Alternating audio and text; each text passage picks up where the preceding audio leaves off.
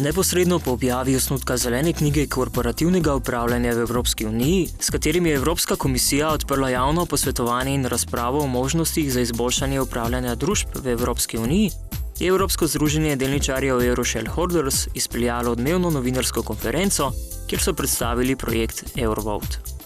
Eurovote is the new project, and this is a web-based platform that we offer to all private investors all over Europe.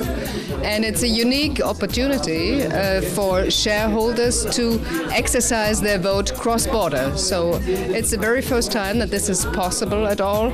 And we will start with 56 companies all over Europe where all shareholders can transfer their vote and exercise the vote at the general meeting. The Vienna Insurance Group has decided to partner with us, and we are in discussions with quite a few other insurers, for example, Mercator of Slovenia, but many others. Novinarske konference so se udeležili številni ugledni predstavniki komisije in institucij Evropske unije, novinarji, strokovnjaki ter posamezni predstavniki nacionalnih združenj Euroshareholders, med njimi tudi predsednik VZMD. Nad tokratnim obiskom Bruslja smo lahko tudi slovenski delničarji, individualni investitorji zadovoljni, kajti najavljen je bil tako projekt Eurovote, ki bo omogočil glasovanje delničarjem na skupščinah, tudi s pomočjo Evropskega združenja delničarjev in 31 članic nacionalnih združenj, kakor tudi osnovne smernice in kodeks, po katerih se bo v okviru federacije na evropski ravni, kakor tudi posameznih nacionalnih združenj, odvijalo glasovanje na skupščinah delničarjev iz naslova združenj, ki so vključena. V sistem Eurovote bo v letu 2011 vključenih 76 najvidnejših delniških družb v Evropski uniji, med njimi tudi 3 iz Slovenije. Euroshareholders is the European Federation of Shareholder Association. It gathers about more than 30 national shareholder associations throughout all Europe, and that's about, in turn, 500,000 individual shareholders. And today is a very important moment, I think, for individual shareholders, because they show that they are taking action. They are very proactive with these projects of Eurovote 2011 and with the issuance and the release of pan-European voting policy. Hkrati pa smo seveda tudi to priložnost izkoristili, da so se slovenske družbe, ki so vključene in podpirajo program Investu Slovenija, lahko ponovno predstavile pomembnim sogovornikom, s katerimi smo se tokrat srečali.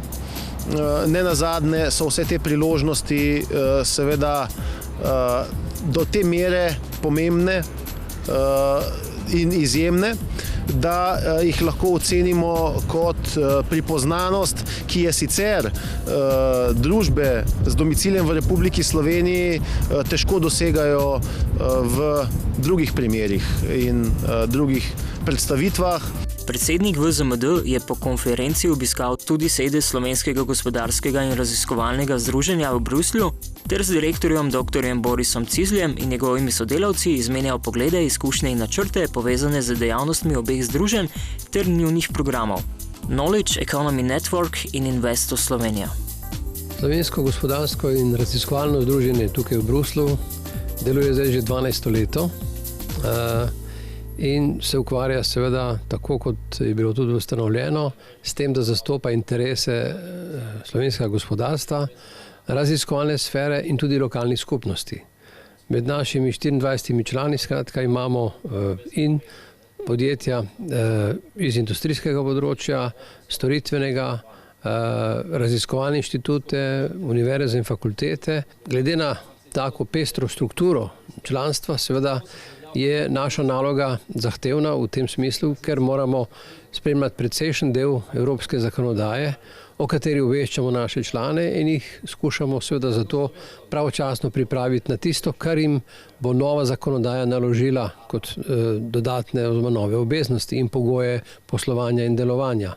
Te informacije posredujemo našim članom v več oblikah. Ena je seveda elektronski mesečni bilten, potem pa imamo občasno kratko informacijo, vsak teden izide vsaj kakšna ali 2 številke.